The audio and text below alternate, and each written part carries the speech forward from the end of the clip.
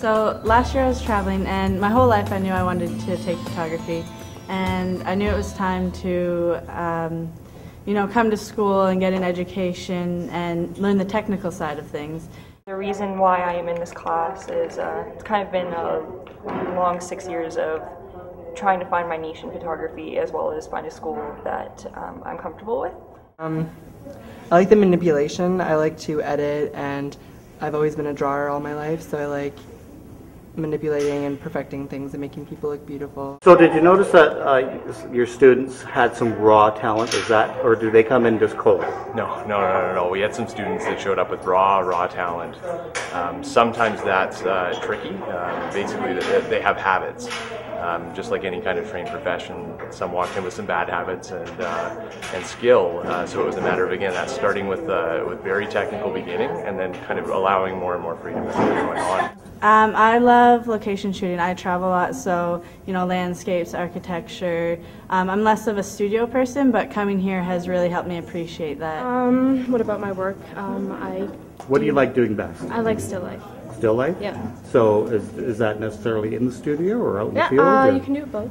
Okay. I like a lot of work with the lights and just getting really close to flowers.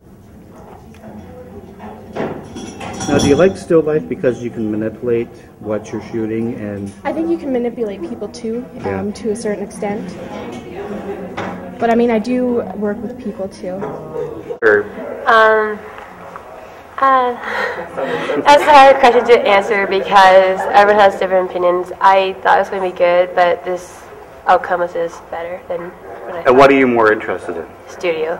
Studio work? So what do you want people to get out of your work? With my series, I want them to get out of the emotion I went through it when I did it. These are real tears, nothing really Photoshop, but I worked with the House of Commons in Ottawa. I had studied at university and really hadn't found anything I was passionate about.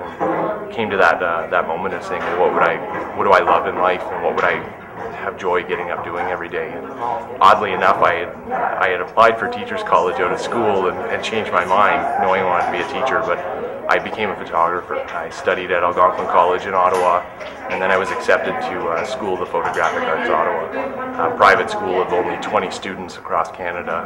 I had to apply, I had to submit the work, and I got in, graduated there, winner of Applied Arts Magazine, which is a major achievement in our industry. I photographed in Ottawa for 3 years, before I came back to the Sault.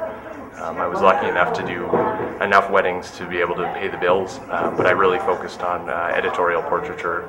I was photographing politicians. I was getting into major sports events, boxing events around town.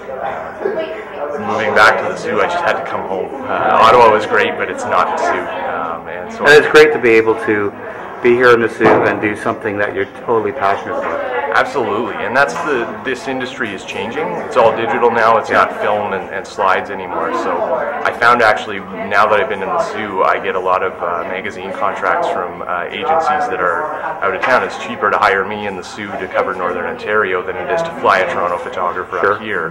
Not saying there's a downfall. I'm not bad at what I do, but even then, this year I've traveled across Canada to photograph for a major car calendar. I do locally the Our Homes magazine. I've been doing a lot of Algoma Used commercial, mainly where I rest is commercial photography. Yeah, great.